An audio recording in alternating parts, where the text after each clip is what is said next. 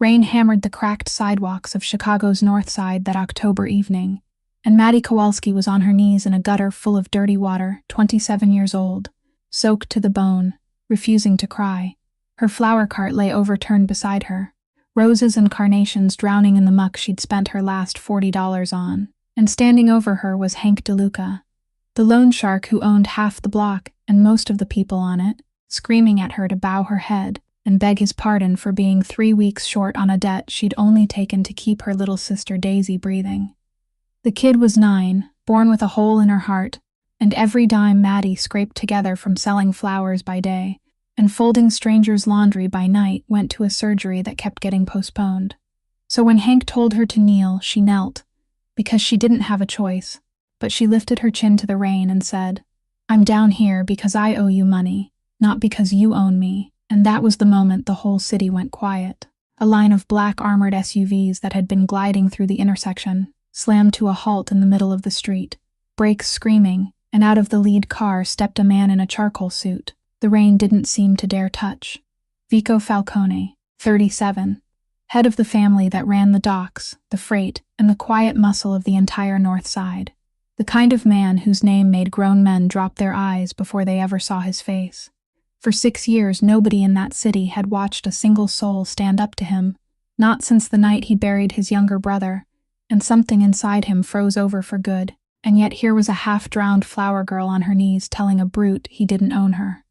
Vico, who hadn't felt curious about anything in a very long time, tilted his head and asked her who taught her to keep her back straight when the whole city had learned to bow.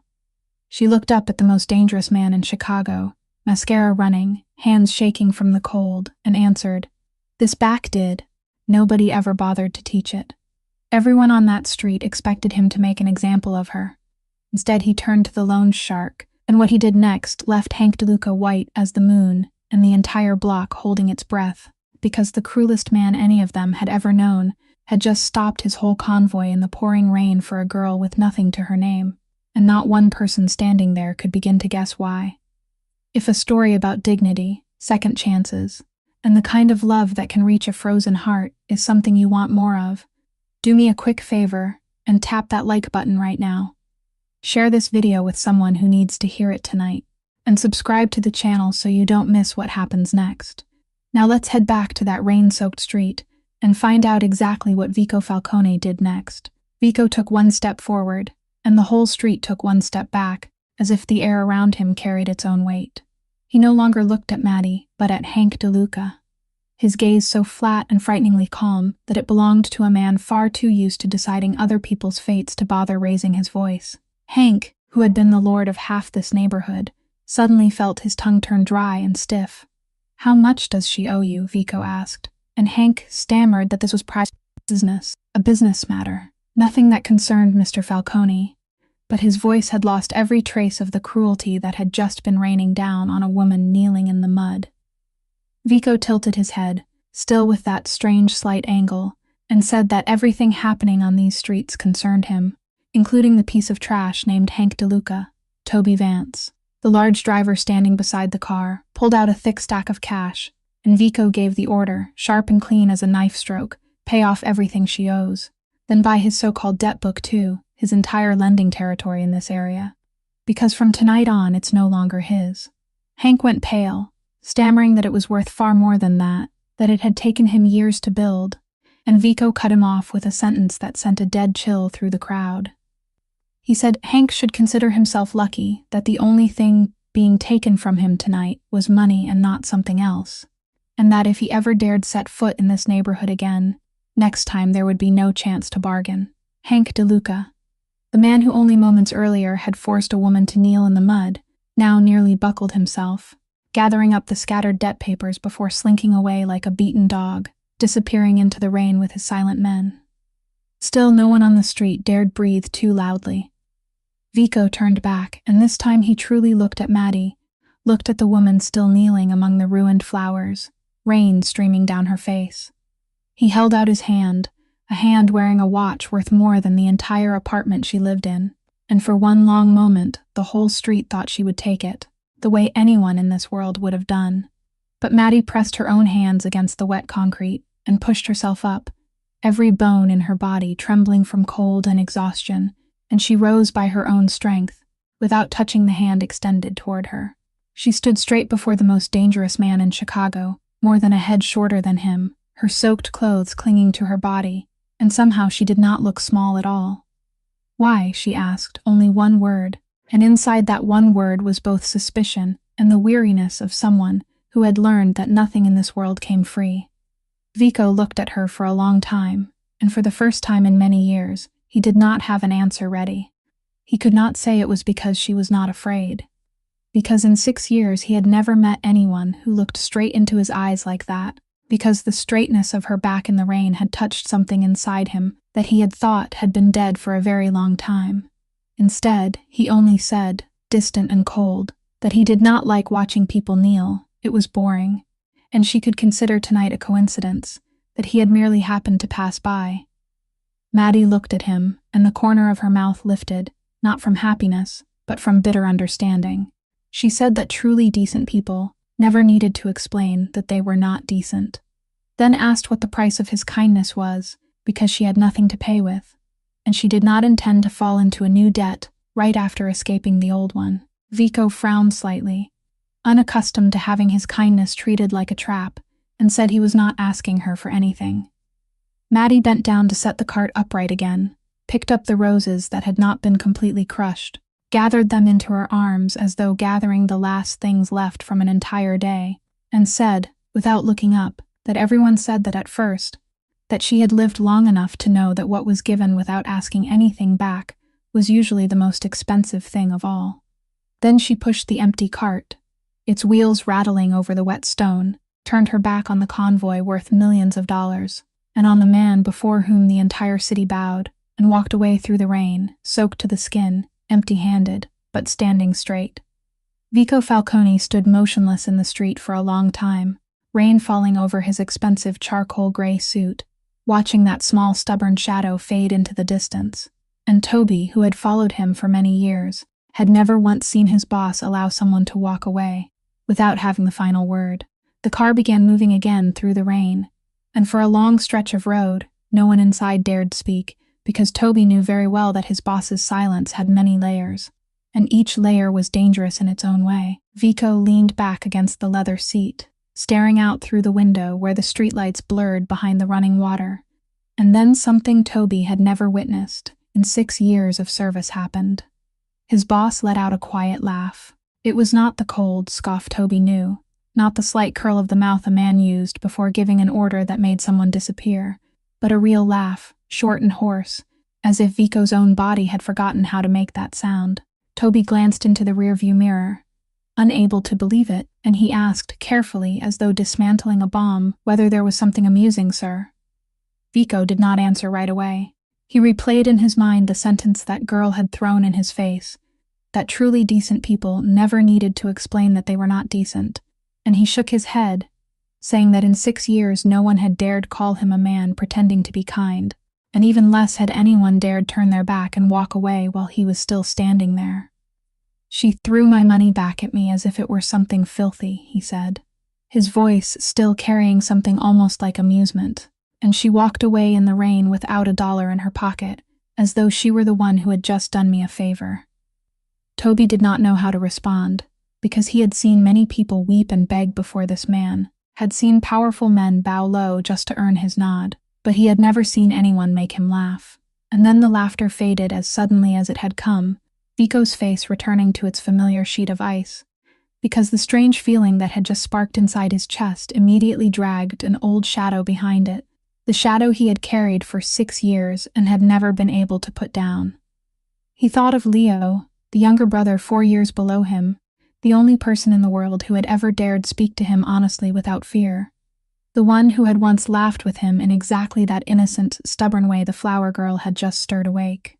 Leo had died 6 years ago, not in a war with an enemy, not by a bullet from a rival family, but because of someone inside their own ranks, someone who had sat at the same dinner table, drunk from the same glass, called them family, then sold Leo to death in exchange for something Vico still had not found. He had turned this entire city upside down, interrogated every name, buried who knew how many false leads, And yet the traitor was still hidden somewhere, perhaps smiling at him every day, and it was that not knowing that had frozen his heart, that had taught him trust was a luxury a man like him could never afford again. That was why he had not laughed in 6 years, not because he could not, but because every time he nearly did, he heard Leo's laughter and remembered that someone had choked it silent. And yet tonight, in the rain, a woman with nothing had done what this entire powerful city had failed to do. She had cracked that ice with one thin line, and Vico hated the feeling almost as much as he could not stop thinking about it. When the car turned onto the road leading back to the mansion by the lake, he spoke, his voice cold and decisive again, ordering Toby to find out everything about that woman, what her name was, where she lived, why she owed a man like Hank DeLuca,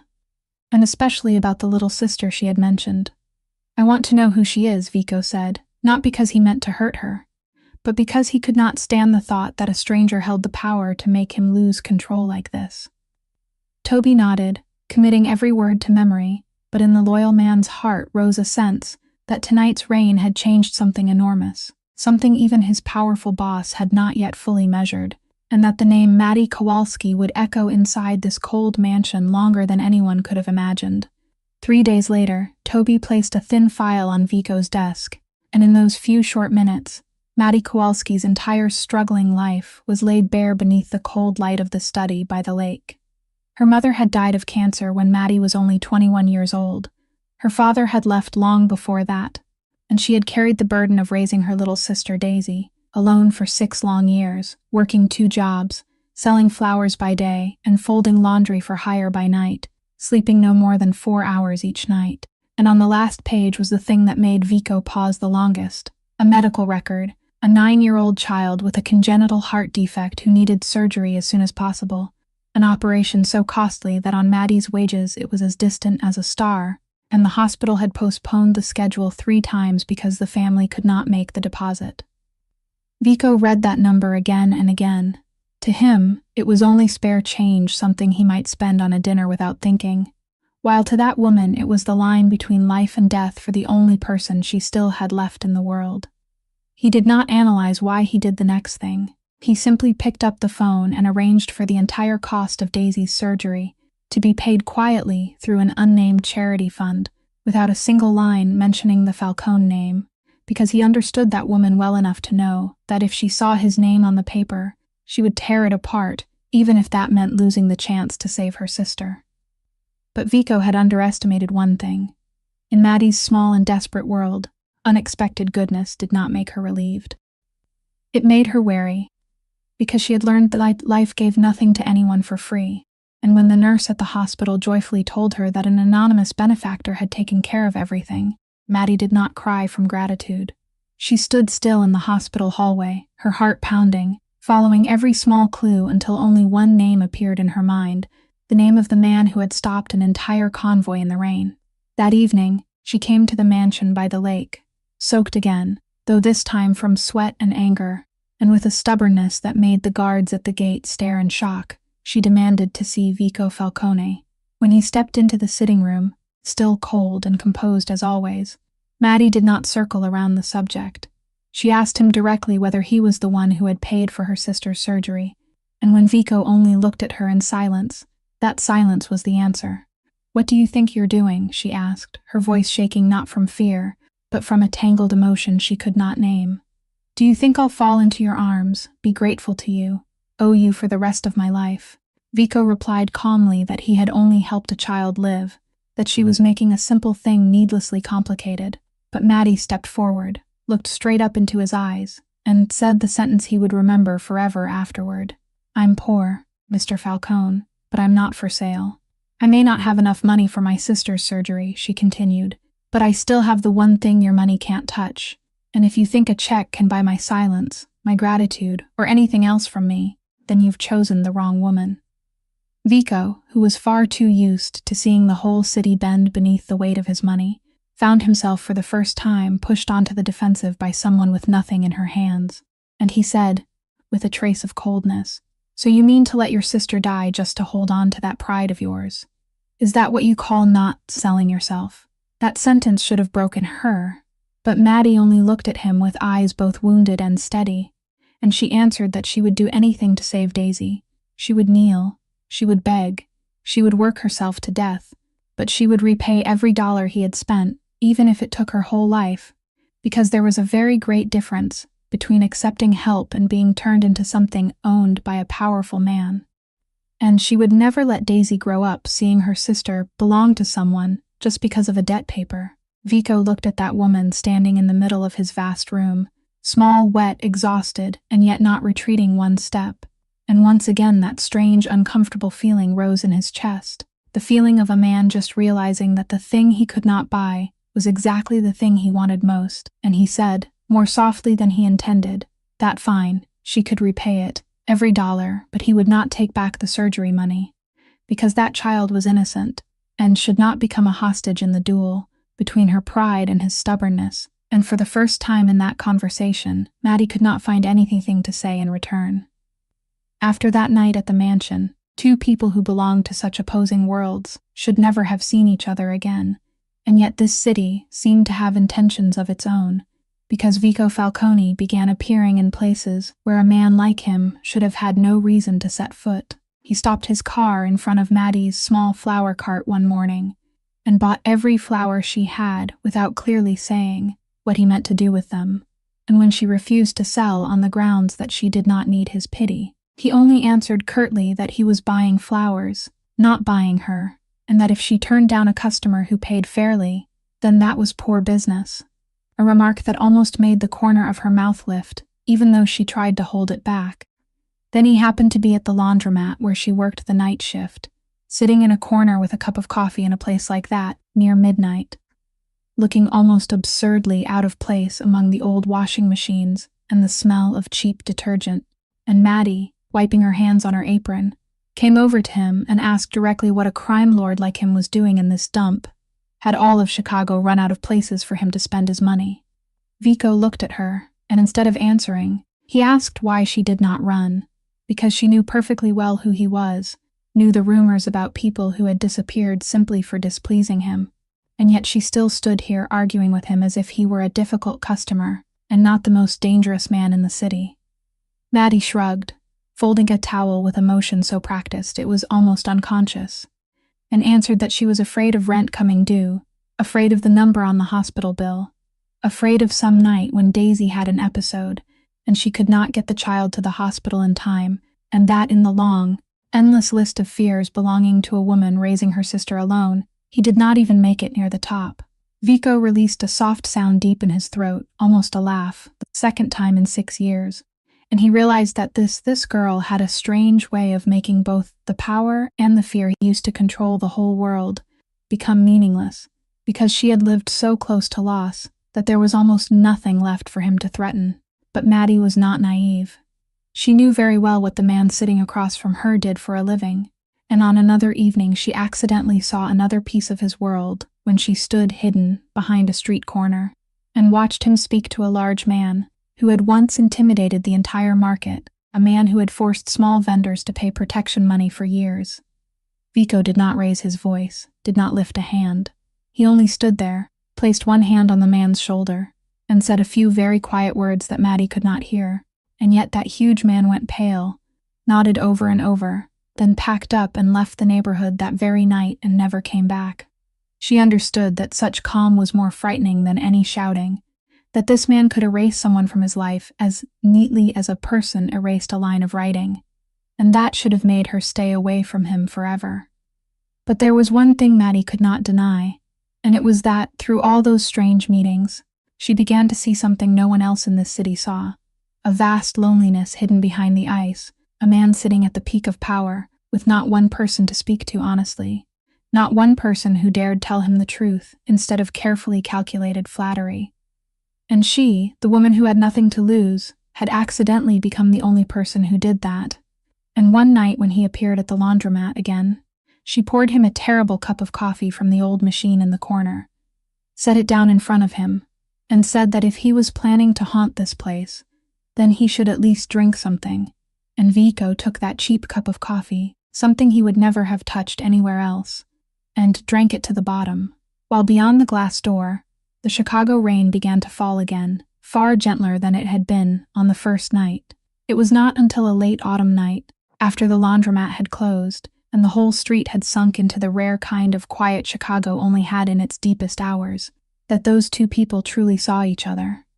Maddie had just finished her shift, utterly exhausted, and instead of driving away as usual, Vico invited her to sit in the car to escape the cold that was cutting through the skin. And this time she did not refuse, perhaps because she was too tired to stay guarded. Perhaps because something inside her had begun to trust this strange man more than she dared admit. They sat there in the warmth of the car, the yellow streetlights spilling weakly through the windows, and Maddie was the one who broke the silence first. She asked why someone who had everything looked so lonely, and Vico, who had not told this story to anyone in 6 years, did not understand why he found himself speaking. He told her about Leo, the younger brother he had loved more than his own life, the boy 4 years younger than him who had followed him everywhere since childhood, the only person in this world who had looked at him not as a terrifying crime lord but as an older brother. He said Leo had been good, far better than he was, that Leo had once dreamed of taking the whole family out of this dark world, and that 6 years ago, Leo had died, not at the hands of an enemy, but because of a traitor somewhere inside their own ranks. Someone who had sat at the same dinner table with them, called them family, then sold Leo to death. Vico's voice grew hoarse as he said the worst part was not losing his brother, but that even now he still did not know who that person was, that every face around him could be the face of the one who had killed Leo, and that not knowing had turned his heart to stone, had taught him that trusting anyone was the same as placing a knife against his own back. Maddie listened without interrupting, without offering empty words of comfort, because she understood better than anyone that some pain did not need to be patched over, only heard, and when he finished, she softly said that she was sorry, not with polite sympathy, but with the full understanding of someone who had also buried a part of her own life. Then it was her turn, beneath that yellow light, and she told him about her mother, the woman who had worked herself to exhaustion to raise the two sisters, the woman who had died of cancer when Maddie was only 21 years old, leaving her with a 3-year-old little sister, and a promise that she would never let Daisy grow up in fear and hunger. She told him about the nights Daisy struggled to breathe, about the times Maddie had carried the child and run to the hospital because she did not have enough money for a car, about the helplessness of watching her tiny sister fight against an imperfect heart while she could do nothing except hold her hand and pray, and she confessed the thing she had never told anyone, that many nights she was numb with fear, not fear of poverty, not fear of hardship, but fear that if she collapsed, there would be no one left in this world standing between Daisy and the dark. Vico looked at her, and for the first time he understood that this empty-handed woman was actually richer than him, in a way he had never been. She had something to live for, something to fight for, while he had only power and loneliness. In the warmth of that car, the distance between them seemed to dissolve. He lifted his hand, hesitating, and brushed a damp strand of hair from her cheek, and Maddie did not move away. She raised her eyes to him, and in that moment both of them felt what was growing between them, something more dangerous than every gun in this city, a closeness neither of them allowed themselves to have. But at that fragile second, Vico's phone rang sharply, tearing through the silence, and when he looked at the screen, his entire face instantly froze back into its familiar mask of ice, because it was a call from Gloria, his mother, the woman who held the true power behind the entire Falcone family, and Maddie, though she could not hear the voice on the other end, still felt a coldness run down her spine. As if the world had just reminded them both that they were never allowed to belong to each other. That night's call was the beginning of something Vico had avoided for many years, because Gloria Falcone did not call her son at midnight merely to ask how he was. She called to summon him back for a party she had quietly arranged, an alliance gathering between the Falcone family and the Russo family, the two greatest powers controlling the docks and transport routes across the Midwest. In Gloria's world, feelings were a luxury and a danger, while power had to be strengthened through alliances calculated with cold precision, and she had decided that the best way to protect the empire the family had built with blood was to marry her son to the Russo family's only daughter. The party took place in a lavish mansion on the shore of Lake Michigan, where crystal glittered beneath golden chandeliers, where expensive wine flowed like water.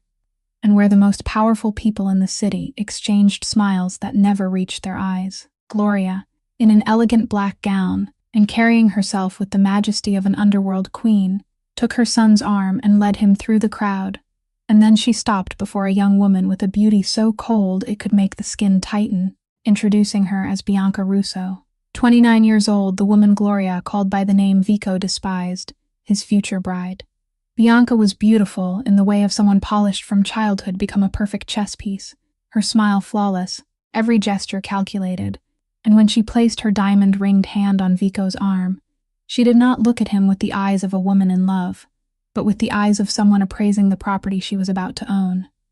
Vico stood there, polite in the coldest way, answering the social courtesies with clipped sentences, and throughout the entire evening he did only what was necessary to keep from embarrassing his mother in front of the Russo family.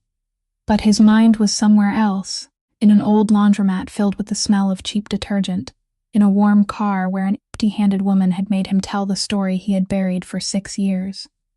And that distraction did not escape Bianca's eyes, because a woman raised to hunt power always had sharp instincts for threats. And she realized at once that the frozen heart of Vico Falcone, the thing the whole city believed nothing could move, was thinking about someone else. When the party had stretched late into the night, Bianca happened to glance over and see Vico standing alone on the balcony, staring intently at the phone screen where a photo someone had just sent him was glowing. And though she could not clearly see the picture, she saw something far more important. She saw his eyes soften. She saw something almost like longing pass across that face usually as cold as stone. And in that moment, Bianca Russo understood that some woman had reached a place she, with all her beauty and strategy, had never touched. She stepped onto the balcony, gently placed her hand on the railing beside him, and said in a voice as sweet as honey that a man like him should not allow himself to be distracted by trivial things, that some roads had been set long ago, and deviating from them would only bring pain to everyone.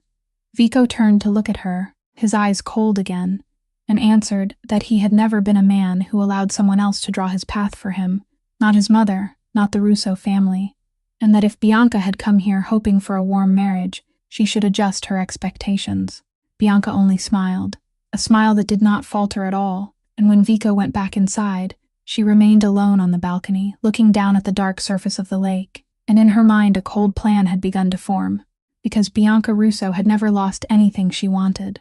And if some woman was standing between her and the position she craved, then she would find that woman,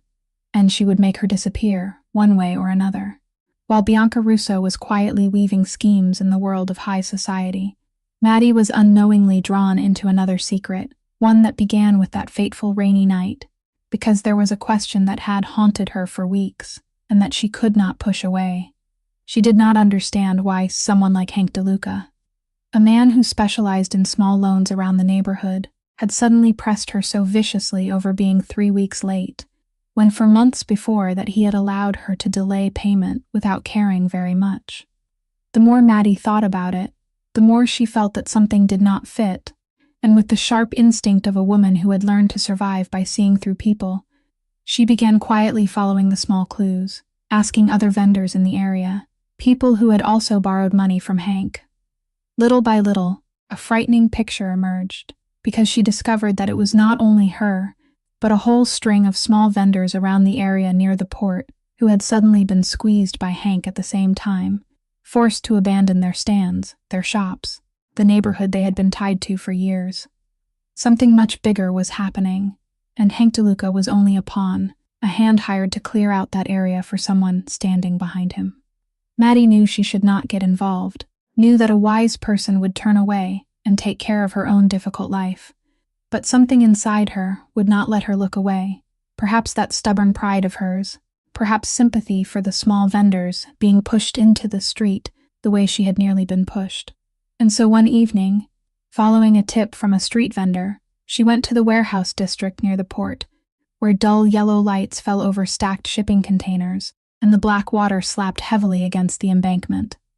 Hiding behind a row of cargo crates, her heart pounding, Maddie saw Hank DeLuca. But what sent a chill down her spine was the man he was bowing and reporting to, a man around 40, calm and powerful in bearing, dressed with careful precision, someone she had never met but immediately recognized as belonging to an entirely different level from that petty lender. She could not hear everything, but the broken fragments that carried through the wind were enough for her to piece together a terrifying truth. The man was scolding Hank for ruining the job, for causing that noisy scene in the middle of the street on the rainy night that had forced Mr. Falcone himself to interfere, and Hank was begging, explaining that the flower girl was only a small link, that he would find another way to finish clearing the rest of the area around the port exactly as planned. Maddie held her breath, pressing herself against the ice-cold cargo crate, and she understood that her debt had never been accidental, that she and all those other small vendors were only tiny obstacles on a much larger chessboard, part of a plan to seize and control the entire valuable area around the port, and that the cold man standing there was the true hand pulling the strings. Just as she was about to step back and leave, a small stone beneath her foot rolled away, making a faint sound in the stillness of the night, and the stranger's head snapped up, his gaze sharp as a knife sweeping toward the darkness where she was hiding. For one moment, Maddie felt as if her heart had stopped. She saw that face clearly beneath the light, carved it into memory, a face so calm it was chilling, and then she silently retreated into the night, slipping through the rows of containers, not daring to breathe too loudly until she reached the main road and blended into the crowd. She did not know the man's name, did not know who he was in this vast underworld, but she knew one thing, that she had just seen something she never should have seen. And from that moment on, she had unknowingly stepped one foot into a danger far greater than anything she had ever imagined. That night, when she returned home and sat beside Daisy's bed while the little girl slept deeply, listening to her younger sister's fragile breathing, Maddie clenched both hands and told herself she had to be more careful than ever, because she was not alone, because if anything happened to her, Daisy would have no one left, and she had no idea that the face she had just committed to memory belonged to a man standing closer to Vico Falcone than anyone else in the world, a man even the most powerful crime lord in Chicago trusted completely. Maddie had not yet had time to learn more about the face she had memorized when another threat came for her, this time not from the dark underworld, but from the very peak of the Falcone family. Because Gloria Falcone was not the kind of woman who sat still when she saw her son distracted. That powerful woman had a network of eyes and ears across the city, and it did not take long for her to learn that what was melting her son's frozen heart was not some baseless rumor, but a penniless flower girl living on the north side, an empty-handed woman raising a sick little sister. One afternoon, a luxury car stopped in front of the laundromat where Maddie worked, and she was taken to an elegant tea room in an upper-class district, where Gloria was already waiting beside a steaming cup of tea, coldly beautiful in expensive clothing, carrying the majesty of someone accustomed to directing other people's fates with nothing more than a lifted brow. She invited Maddie to sit, poured her a cup of tea Maddie did not touch, and went straight to the point in a velvet-smooth voice, more dangerous than any shout. She said she admired women who knew how to take care of themselves in adversity, that she had heard a great deal about Maddie and about her poor little sister with an imperfect heart. Then she placed a check on the table, a number so large Maddie had to look twice, to be sure her eyes were not deceiving her, a number enough to pay not only for Daisy's surgery, but for years of treatment afterward, enough for the two sisters to begin a new life somewhere else and never worry about money again. All she had to do, Gloria said, as lightly as if discussing the weather, was leave Chicago, cut off all contact with her son, and disappear from Vico Falcone's life forever. This is a gift, she added, an opportunity very few people in Maddie's circumstances ever received, and a smart mother would understand that saving her sister's life mattered 10,000 times more than some foolish feeling that could never have a good ending. Maddie sat there, staring at the check, and for one long moment the whole room seemed to hold its breath, because this was no ordinary temptation. This was Daisy's life placed on one side of the scale, everything Maddie had sweated and cried for over so many years and still failed to reach, now lying neatly on a piece of paper in front of her. She thought of her sister's pale face, of the nights the child struggled to breathe, of the promise she had sworn beside her mother's sickbed, and in one weak second, her hand trembled slightly. But then Maddie lifted her head, looked straight into the cold, sharp eyes of the most powerful woman she had ever met, and pushed the check back to the middle of the table, slowly but firmly. "You can buy my silence," Maddie said, her voice so calm it surprised even her. "You can buy the distance between me and your son, but there's one thing you'll never buy, and that is the reason I stand upright. I'll find a way to save my sister," she went on. "I'll work until my back breaks, I'll borrow, I'll beg from person to person, but I won't sell who I am in exchange for it, because if I do that, then the life I save won't mean anything anymore, and Daisy will grow up with a sister who has lost herself." Gloria looked at her for a long time, and the flicker of admiration in her eyes was quickly replaced by something far colder, because she was not used to being refused, and she took the check back, folding it slowly in a calculated way. "You're a brave girl," she said, her voice now stripped of all its velvet softness. "But courage is a luxury people like you shouldn't have, because in my world, stubbornness is not rewarded, it is punished." She stood, drew her expensive fur coat around herself again, and before leaving, she leaned down and whispered a sentence beside Maddie's ear that froze her spine, saying she hoped Maddie would reconsider, because there were doors that, once closed, would not be followed by anything as gentle as a check, and a woman who truly loved her little sister would know when to step back in order to keep her safe. While Gloria used money and open threats to force Maddie to step back, in a far darker corner of the chessboard, Bianca Russo was preparing an attack far more refined and far more poisonous, because she understood that a woman who had dared refuse even Gloria Falcone would never be bought or frightened into leaving. If she could not push Maddie out of Vico's life, then she would do something crueler. She would make Vico push that woman away with his own hands, and to do that she needed an ally who understood how the underworld worked, someone with access to the Falcone family's secrets. Bianca found exactly the right person, a calm and powerful man, the right-hand man Vico trusted absolutely, the man no one in the family dared suspect, and she had no idea that the man she had just joined hands with had his own reasons for wanting Maddie gone, reasons even Bianca, with all her sharpness, could not guess. Those two schemers sat together in a closed room, and from there a plot was woven, so intricate it was almost perfect. They knew that the only weakness inside Vico's frozen heart was the wound left by Leo, the obsession with the faceless traitor, the truth that this man could never fully trust anyone again after his brother's death. And so they decided to turn that very weakness into a weapon. They built a story that Maddie Kowalski was not a poor flower girl who had accidentally stepped into Vico's life, but a carefully planted pawn, a spy sent by an opposing force to get close to him, to dig out secrets, to slowly place a knife in his back exactly as someone had done to Leo 6 years earlier. They forged documents, fabricated money transfers that appeared to flow into Maddie's account from an anonymous source, staged photographs of her speaking with people she did not even know, and arranged scraps of information in an order that made them look like undeniable evidence. Vico's right-hand man even carefully planted a few true details among the lies, because he knew very well that the most perfect lie was always wrapped in a few grains of truth, and that the fact Maddie had once been seen near the port at night, something he had happened to learn, could be twisted into proof that she had been spying for the enemy.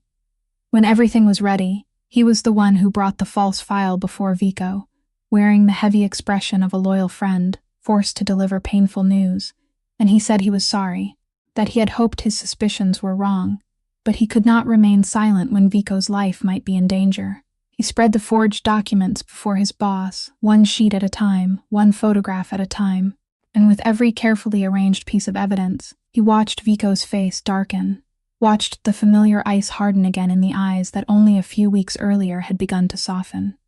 Bianca, standing farther back in the shadows, watched it all with a faint, satisfied smile, because she knew this blow had struck directly at the most vulnerable place, knew that for a man who had once lost the person he loved most because of betrayal, the mere possibility that Maddie was betraying him too would be enough to kill everything that had begun to awaken in his heart. And indeed, Vico sat there for a long time after both of them had left, alone in the dark room with those poisonous papers spread across the table. And inside that powerful man, a terrible struggle was taking place between the instinct telling him that the empty-handed woman could not be a liar, and the fear that had sunk into his bones for 6 years, whispering that anyone he dared trust could become the one who would destroy him.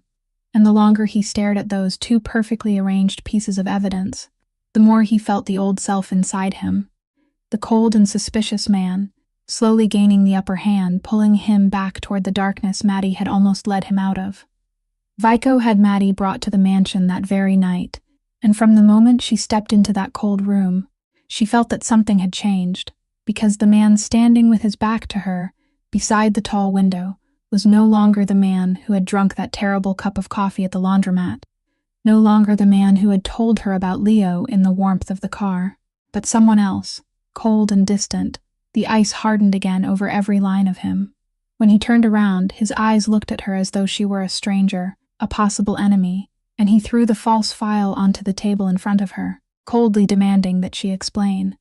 Maddie looked down at the photographs, the documents, the transfer numbers she had never seen in her life, and it took her a moment to understand that she was being accused of spying, that someone was painting her as a traitor planted to hurt him. She looked up, unable to believe it, and asked whether he truly believed these things, whether he truly thought that she, the woman who had refused even the check that could have saved her sister's life, would take money to betray him. Vico did not answer right away, and that silence hurt more than any accusation, because it showed her that even if it was only a small part of him, he was still doubting her. He said, his voice so flat it was cruel, that he had once placed his trust in someone he loved, and had paid for it with Leo's life, that he could not let that happen again, and that this evidence was too clear for him to ignore. Every word was like a knife, and Maddie felt something inside her chest break open, not from fear, but from a pain so deep she had not expected it, because she had allowed this man into the hidden corners of her heart, had let him see the fear and weakness she kept concealed from the whole world, and now he was using that trust itself to condemn her. She stood, and though her whole body was trembling, she kept her back straight, kept her head high the same way she had in the rain on the night they first met. "Do you know," she said, her voice caught in her throat but never begging, "that night you stopped your whole convoy, so I would not have to kneel in the rain before a man like Hank DeLuca. And I thought, even if only for one brief moment, that maybe there was still someone in this world who saw me as a human being and not as an object." She took one step toward him, her eyes shining but not letting a single tear fall, and she asked the question that made even Vico freeze. "So did you save me from kneeling in the rain, only to make me kneel inside your heart now, only to make me beg you to believe in the person you already know I am?" "I won't do that," she went on, her voice steady again. "I won't beg a man to trust me, because trust is not something you should have to plead for, and if after everything you've seen in me, you still choose to believe these papers more than your own eyes, then that is your loss, not mine." Then she turned her back on the most powerful man in Chicago, just as she had on that first night, and walked out of the cold room, her head still held high, even though inside, her heart was breaking into pieces. Vico stood motionless in the middle of the room, his hands clenched so tightly that his knuckles turned white, one part of him screaming at him to go after her, to tear those poisonous papers apart, but the old fear had sunk too deep, and he let her go. But someone else had witnessed everything from outside the door, Toby Vance, the loyal driver, and in his heart a suspicion rose that he could not push away, because he had seen the face of the man who brought that file, had seen the way he carefully watched Vico's reaction, and something in the too perfect, too timely nature of his gestures made Toby begin to wonder whether the traitor his boss had been searching for over the past 6 years might have been standing far closer than any of them had ever imagined. The days after that shattered night were the darkest days of Maddie's life, because she was not only carrying a cracked heart inside her, she also had to face a far more concrete fear. Daisy's condition had suddenly worsened. The little girl's heart began working more poorly, the breathing attacks came more often, and the doctors were forced to admit Daisy to the hospital for urgent monitoring.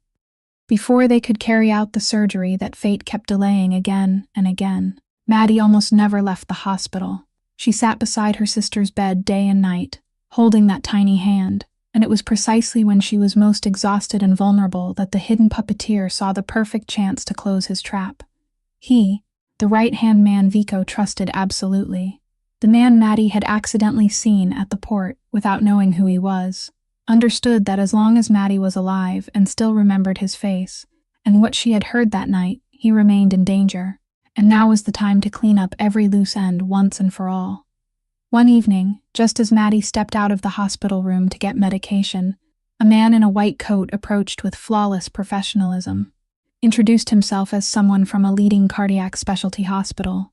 and said that a benefactor had sponsored Daisy's transfer there for the most advanced treatment, and that the ambulance was already waiting. All the paperwork looked valid, every word was sweet and persuasive, and in the burning desperation of an older sister who had become too frantic to save the child she loved, Maddie almost believed him. But the sharp instinct that had helped her survive through so many brutal years suddenly rang a warning bell, because there was something in that man's eyes, a cold calculation hidden beneath the mask of concern, that made her suddenly remember the night at the port. She made the excuse that she needed to confirm it with Daisy's treating doctor, and the moment she turned away to make the call, every layer of disguise instantly fell away, because those men had no more time to keep acting. They closed in around her in the empty hallway, and in a quiet but threatening voice, one of them said that if she wanted her little sister to keep being cared for safely, she would come with them obediently without making a sound, that Daisy's fate was now in their hands, and as long as Maddie did exactly what she was told, the child would not be harmed. Maddie understood at once that this was not an offer of treatment but an act of coercion, that they were using the very life of the little sister she loved most as a rope to bind her, and her heart felt as if it were being crushed, because she knew that no matter how hard she fought, she could not gamble with Daisy's fragile life. And so, for the first time in her life, the stubborn woman who never bowed to anyone was forced to swallow all her pride and follow those men in silence, only to make sure her sister stayed safe, even while something inside her was screaming. While the trap around Maddie snapped shut, another trap was being set for Vico himself, because the man pulling the strings had cleverly fed him false information, claiming that the traitor who had caused Leo's death years ago would finally appear at an old warehouse by the port that night, a lure calculated to strike directly at his deepest obsession. At the same time, Bianca Russo was playing her own part in this web of conspiracy, arranging that when Vico rushed to that warehouse, he would be thrown into the middle of a staged situation meant to provoke a serious conflict between the Falcone family and the people the Russo family wanted removed, a trap designed to push Vico into danger and break the balance of power in the city in her favor all at once. That night, two cords of the same conspiracy tightened around two people who only recently had sat so close together inside the warmth of a car, and neither of them knew that the only person who could save the other was being pushed farthest away by lies. Toby Vance, still quietly following his suspicions about his boss's right-hand man, was the only one who sensed that something was terribly wrong with this night, that too many things were happening at once, in a way that felt too convenient to be trusted. And he began silently following the traces, not knowing that the time to save both Maddie and Vico was running out with every minute that passed in the darkness of Chicago. After being taken to an unfamiliar place and held there, Maddie sat in that sealed room, her heart tangled with the question of why anyone would target her to this extent, why a penniless flower girl would be worth the effort of such a carefully built machine. And it was not until the man behind everything stepped inside that she understood the truth was more terrifying than anything she had ever imagined. The man who came through the door was the face she had memorized at the port that night, the calm and powerful man Hank DeLuca had once bowed and reported to, but now he was no longer hiding in the shadows. He looked at her with chilling composure, and when he spoke, every word made the scattered pieces inside Maddie's mind suddenly lock together into a picture so complete. It was horrifying. He said she was a smart woman, but she had the deadly habit of seeing things she should not see, and that this was not the first time her family had accidentally stepped into his path.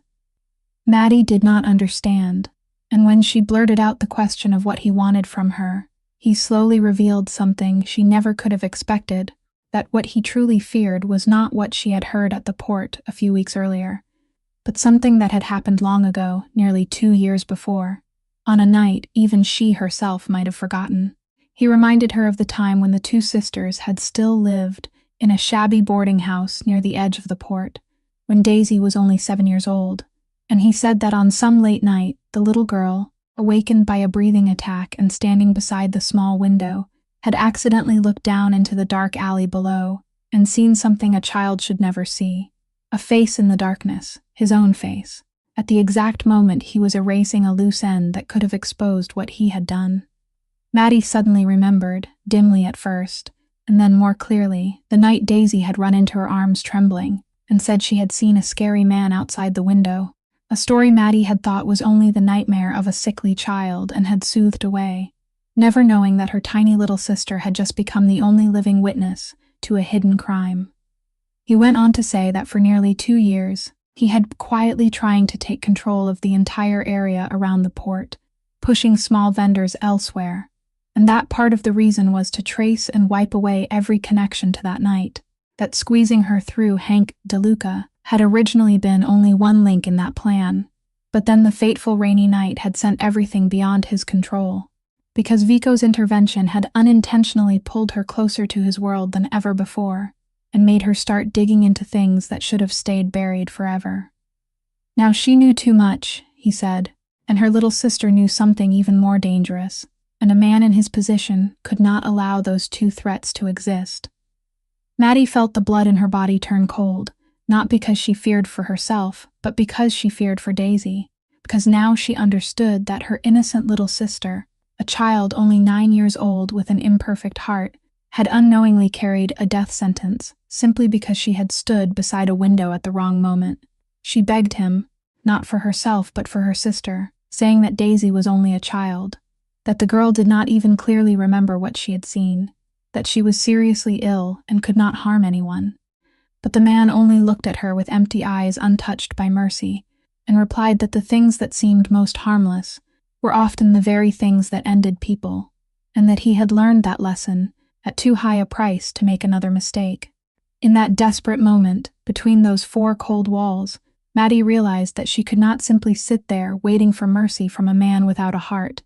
that if she wanted to save Daisy and save herself, she had to find a way out on her own, and inside that unyielding woman's mind, even as she stood at the edge of the abyss, a spark of calculation began to flare, because she suddenly realized that the man standing before her in triumph had just accidentally told her secrets he had never dared tell anyone else.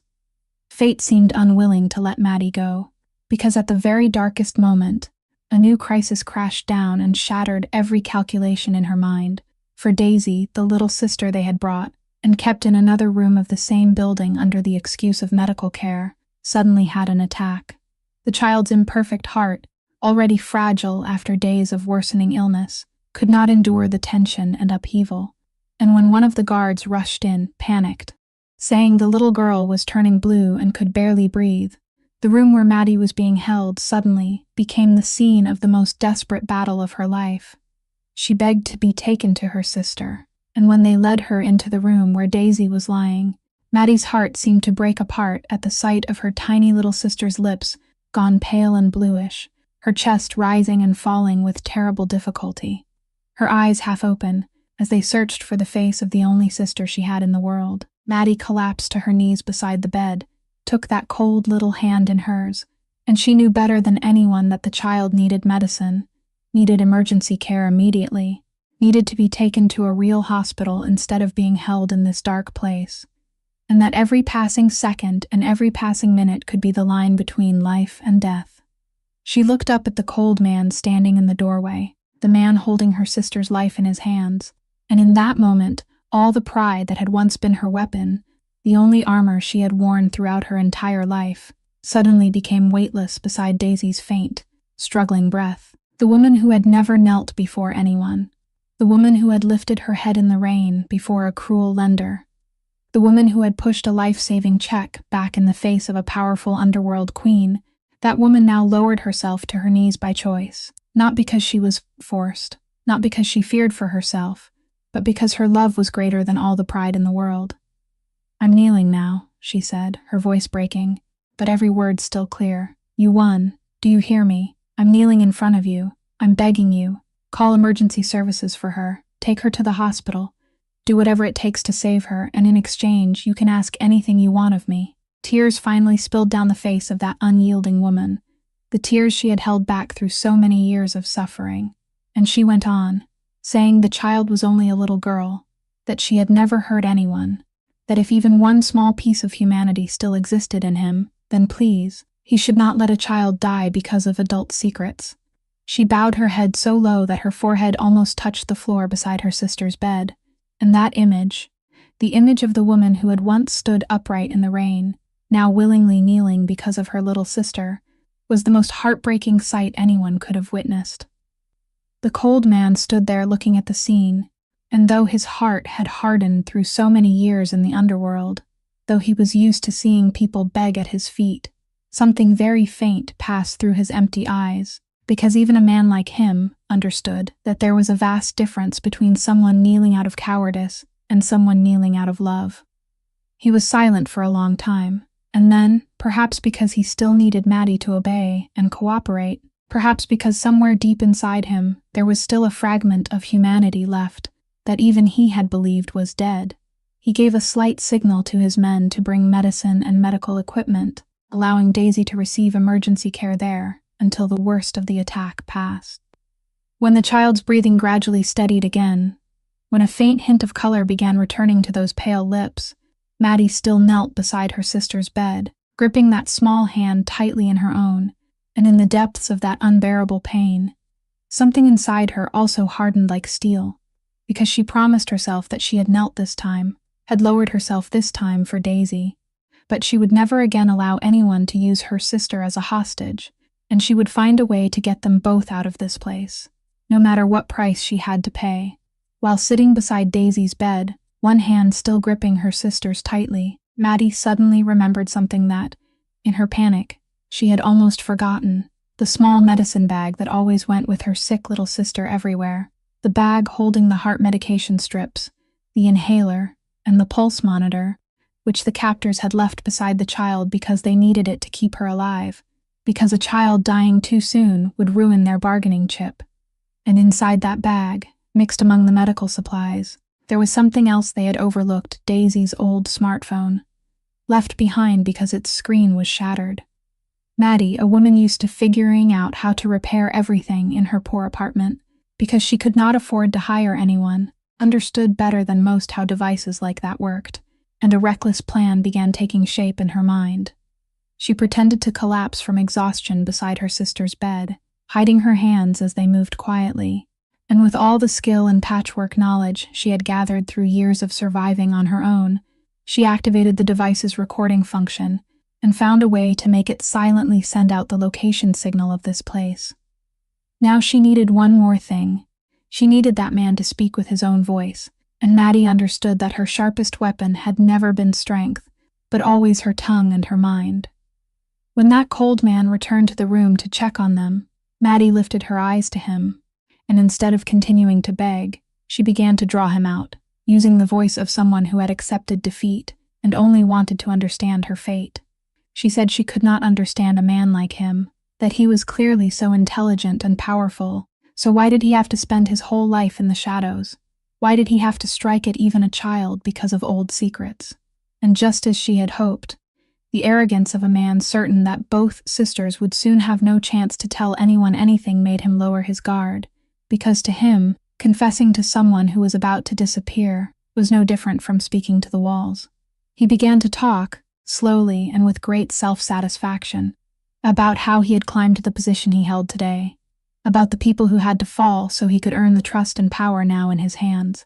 And then, guided carefully by each of Maddie's questions, he reached the greatest secret of all, the secret he had kept buried for 6 years.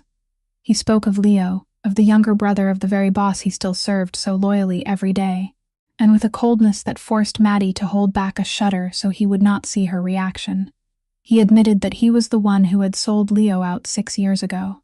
that he was the hidden traitor Vico Falhonkney had hunted with madness for all those years, never knowing the man had been standing beside him the whole time, calling him brother, trusted by him completely.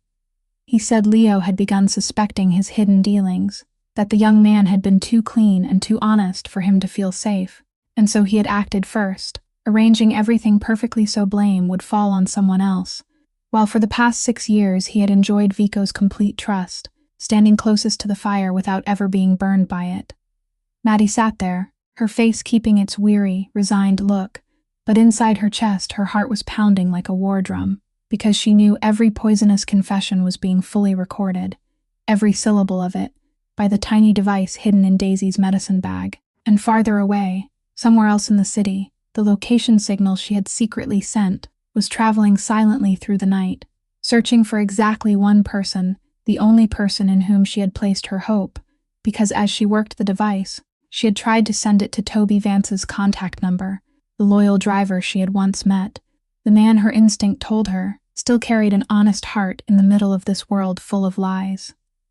Maddie did not know whether the signal had reached him, did not know whether anyone would arrive in time, but she had done everything a trapped, empty-handed woman could do. She had turned her enemy's own arrogance into his trap, and now, holding her drowsing little sister in her arms, all she could do was wait and pray that the truth she had seized with her life would find its way into the light in time.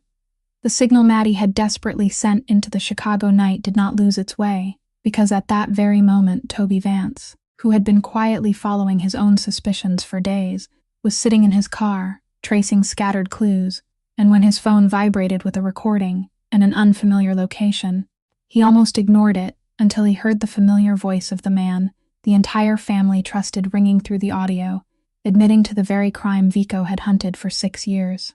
Toby sat frozen in the car, his hands tightening around the steering wheel, because although he had been suspicious, he still could not believe that the traitor his boss had searched for across the city, the man who had caused Leo's death, was the very person standing closest to Vico, the man Toby himself had worked beside for years without a trace of doubt. He did not waste another second. He immediately drove hard toward the mansion by the lake, and when he found Vico, he placed the phone on the desk and let his boss hear the entire recording.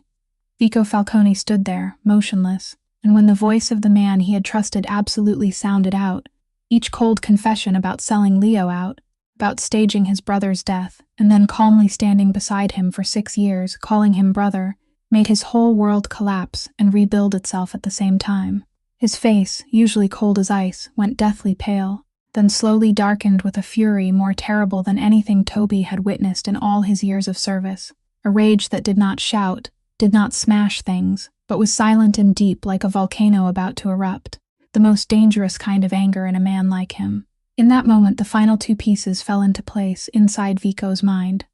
because he understood that the traitor from years ago and the person pulling the strings behind the entire conspiracy against Maddie were one and the same, that the poisonous file accusing her of being a spy, the thing that had made him coldly push her away, had all been arranged by his own right-hand man to silence that innocent woman. He remembered Maddie's shattered face the night she turned and walked out of this room, remembered her question asking whether he had saved her from kneeling in the rain, only to make her kneel inside his heart, and a regret sharp enough to cut flesh rose through his chest, because he realized that his own fear and suspicion had pushed the only person who had ever told him the truth straight into the hands of the enemy. Toby hurriedly reported everything else he had found, that Daisy had been taken away under the false excuse of medical treatment, that Maddie was being held at the location shown by the signal, and that the message luring Vico to the warehouse by the port that night to find Leo's killer was actually a trap set to destroy him. And when Toby added that this conspiracy had more than one hand involved, Vico instantly understood Bianca Russo's role, because he remembered her cold, sharp eyes on the balcony at the Alliance party, remembered the way she had warned him not to let himself be distracted by trivial things, and now everything was clear, that this ambitious woman had joined hands with the traitor to clear the path toward the position she craved, each of them driven by a different motive, but both aiming at the same target, Maddie. Vico did not waste a single extra word. He only put on his coat, and in his eyes now there was no familiar layer of ice, only a frightening cold fire, the resolve of a man who had finally seen through all the lies that had imprisoned him for 6 years. He ordered Toby to gather the people he could still trust, the few who were truly loyal, and the familiar black convoy rolled out again into the Chicago night, but this time it was not to strengthen an empire or punish a debtor. It was to save an empty-handed woman and her little sister, to correct the greatest mistake of his life, and to finally face the man who had stolen from him both his brother and his ability to trust another human being, the man who had hidden for far too long right beneath his eyes.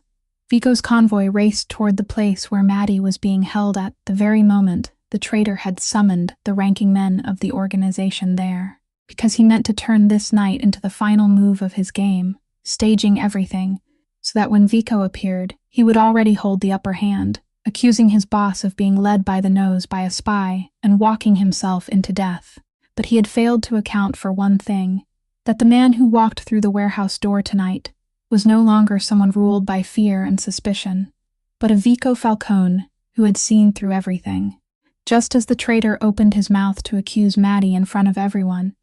Vico only raised the phone in silence and let the whole room hear the recording. The traitor's own voice rang out through the perfectly still space, each cold confession about selling Leo out 6 years earlier, about staging the death of his boss's younger brother, and then calmly standing beside him for years. And as that recording spread through the room, the faces of the powerful people present changed one by one, because in the world where they lived, no sin was more despicable than betraying your own family. The traitor felt the ground collapse beneath his feet, because he understood that the recording had just stripped him bare before the very people who had feared him only moments before, that all the years he had spent carefully building a mask of loyalty had vanished like smoke with only a few spoken words. In desperation, he did what a cornered man often does. He threw away every trace of false calm and lunged forward, and in that moment of chaos, his eyes went to Maddie, the woman who had destroyed his entire plan, intending to drag her down with him as one final act of revenge. Maddie, newly freed and holding Daisy, who was now breathing carefully through a portable medical mask tightly in her arms, had no time to react to that mad recklessness. But someone else did, Toby Vance, the loyal driver who had been beside Vico for so many years and the very man who had brought the truth into the light.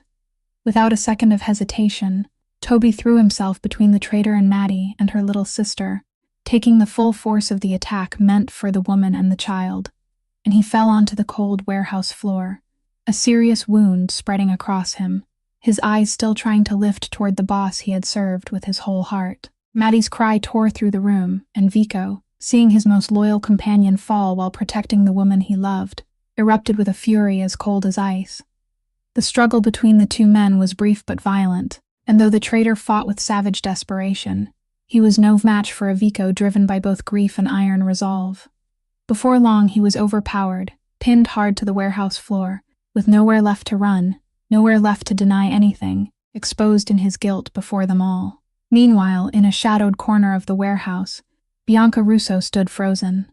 because she had come here hoping to witness Maddie's collapse and her own side's victory. But now all she saw was the entire conspiracy falling apart before her eyes, saw her ally exposed as the most cowardly kind of traitor. When the powerful people in the room turned their contemptuous eyes toward her, and when the Russo name became tied to a scheme so vile that no family would want to touch it, Bianca understood that her own ambition had just destroyed her, that she had gambled everything and lost it all. With no choice left, she quietly withdrew from the room, the proud face she had once worn now left with only humiliation, carrying with her a disgrace that would cling to her whole family in a world where honor was worth more than life itself. Vico did not bother to look after her even once, because to him now, Bianca Russo and all her ambition had become small and meaningless. He could think of only two things: the loyal companion who urgently needed to be saved, and the woman kneeling in the middle of the warehouse with her little sister clutched tightly in her arms, the woman he had wrongly suspected, pushed away, and almost lost forever. The woman who was looking up at him with tear-filled eyes and a feeling that, even after all this hurt, had not gone out. With the traitor pinned beneath his feet and the truth exposed before everyone, Vico Falcone stood there, and in his hands now lay the ultimate power he had craved for 6 years, the power to end the man who had taken his only younger brother from him, the man who had turned his heart to stone, the man who had imprisoned him in suspicion and loneliness for one long, endless stretch of time. The whole room held its breath and waited, because everyone understood that by the laws of this world, that traitor deserved the final punishment, and no one present would dare blame Vico if he acted. His face was cold as ice, his eyes burning with the fire of 6 years of buried pain, and his hand trembled not from fear, but from the weight of rage demanding release. This was the moment he had waited for, through countless sleepless nights, the ending he had imagined thousands of times in dreams filled with hatred, and now it was right in front of him, one decision, and it would be done. But at that exact second, a voice sounded in the room, not a shout, but a soft voice, trembling yet clear, Maddie's voice. She had risen to her feet, still holding Daisy in her arms, and she walked toward him, one step at a time, without fear of the violent world surrounding her. "Stop," she said, and when Vico turned to look at her, his eyes filled with conflict, she went on with all the tenderness that someone who had endured too much pain still somehow kept inside her heart. "I know he deserves to pay," she said. "I know he took your brother from you, destroyed your life, and if you do what you're about to do, no one here will blame you. But listen to me," she said, her voice catching. "If you do this tonight, then he wins, because he'll keep you forever trapped in the very world that killed Leo. The world of blood and hatred that has held you prisoner for 6 years. He already stole your brother from you once. Don't let him steal the rest of you too. Don't let him turn you into the very thing you hate most. Let it go," she said, and tears rolled down her face, not because he deserves forgiveness, but because you deserve freedom, because you deserve a life no longer chained to old pain, because Leo, the younger brother who once dreamed of leading the whole family out of the darkness, would surely want to see you live, not sink deeper into this mire. Let the law and conscience punish him. Let him live the rest of his life with his guilt, but you, walk out of here with me, with Daisy, and begin again." The whole room fell into absolute silence, and Vico Falcone stood there, torn between the two men inside him, the cold crime lord who had lived by violence his whole life, and the man Maddie had seen hidden deep within, the lonely man who longed for someone to trust him and love him. Time seemed to stop, and then, slowly, his clenched hand began to loosen. He stepped back once, then once more, turning away from the traitor and leaving his fate to justice, choosing for the first time in 6 years not revenge, but release. And in that sacred moment, a figure standing in the doorway had witnessed everything. It was Gloria Falcone, the mother who had rushed there after hearing her son was in danger. She had seen it all, had seen the empty-handed woman she once looked down on risk herself by stepping into this dangerous world, had seen her stop Gloria's son from losing his soul, had seen her do what all of Gloria's power and money had failed to do for years, save Vico's frozen heart. And in that moment, the wall of prejudice Gloria had built throughout her entire life began to crack.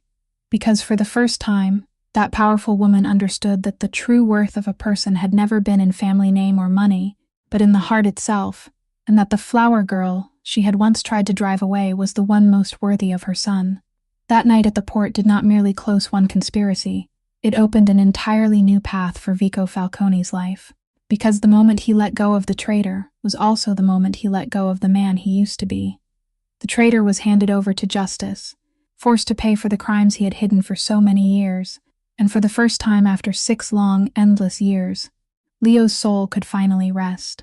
But Vico understood that if he truly wanted to be worthy of the woman who had saved him, worthy of the new life he longed for, then he could no longer remain in the same position. And so the man who had once ruled an underworld empire began a process no one in his world had ever dared imagine.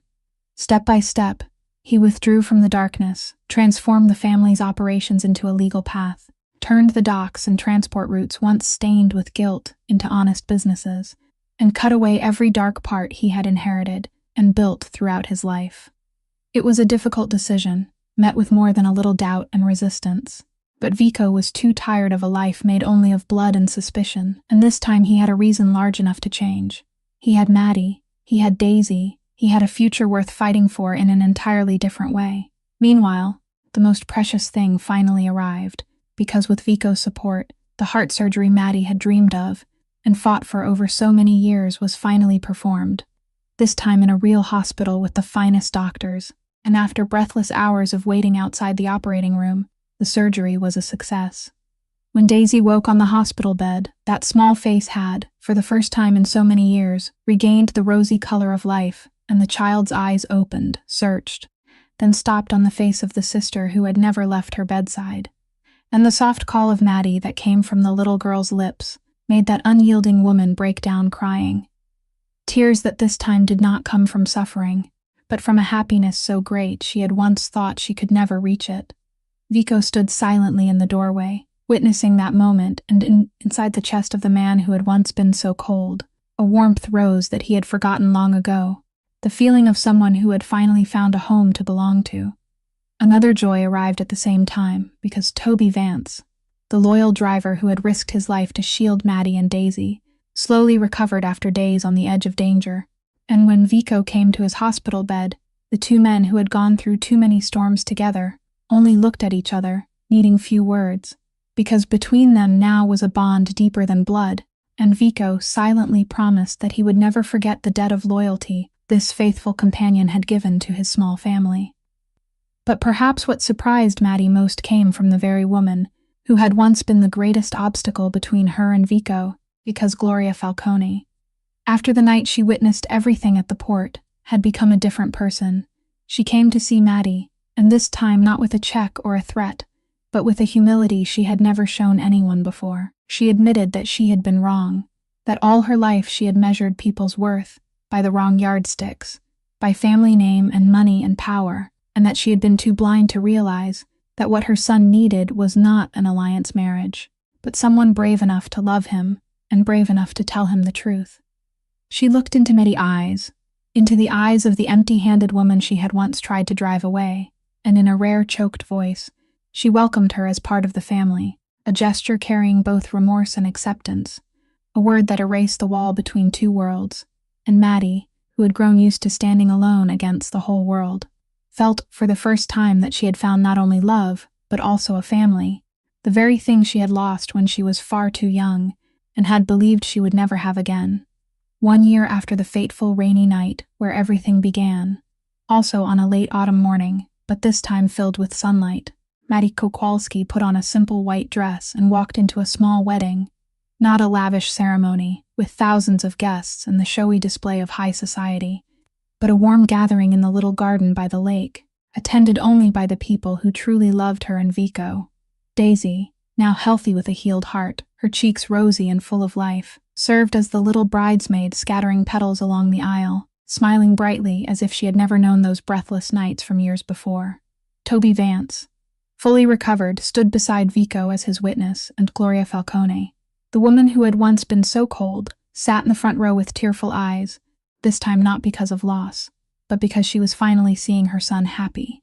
When Vico took Maddie's hand and looked into her eyes, the man once feared by all of Chicago was now only a man in love, and he said that she had taught him a person did not need to be frightening to have worth, did not need to own the whole world to be rich, but only needed a heart that knew how to love and a straight back that never bowed before injustice. Maddie did not abandon the person she had once been. She did not become a spoiled lady wrapped in luxury who forgot where she came from, but instead opened a small flower shop of her own right in the North Side neighborhood, where she had grown up and once been forced to kneel in the mud, a shop filled with roses and carnations, where she hired the very small vendors who had once been pushed into the street, turning the place that had held her pain into a new seed of life for the whole community. She was still the Maddie she had always been, still direct, still proud, still gentle, only now she no longer had to fight the world alone. And if there is one thing her story leaves behind, it is this simple and profound truth that Maddie never became valuable because a powerful crime lord fell in love with her. She had always been valuable from the beginning, even in the moment when she knelt in the rain with nothing in her hands. And love simply gave the whole world an excuse to finally bend down and see what they should have seen long ago. This story reminds us that a person's dignity does not lie in the money they carry in their pocket or the position they hold in their hands, but in the way they keep their self-respect through hardship, in the kindness they give even when they themselves have almost nothing, and in the love they are willing to sacrifice everything to protect. It reminds us that poverty has never been a crime, that no one has the right to force another person to lower their head, and that sometimes even the hearts that seem most frozen can be warmed again by sincere kindness and selfless love. It also teaches us that forgiveness and letting go are not weakness, but the only way to free ourselves from the wounds of the past and step toward the light. If Maddie and Vico's story has touched your heart, please subscribe to our channel, press the like button, and share this video so you can hear many more moving and meaningful stories every day. How do you feel about this story? About Maddie's journey from a poor flower girl to a woman who found both love and family again, and about Vico's transformation from a cold crime lord into a man who learned how to love. Please leave a comment below and share the feelings from deep within your heart, because we always hope to hear your sincere thoughts. Thank you for taking the time to listen to this entire story. May everyone watching this video have abundant health, a joyful life, peace, and serenity every day. Goodbye, and we'll see you again in the next videos.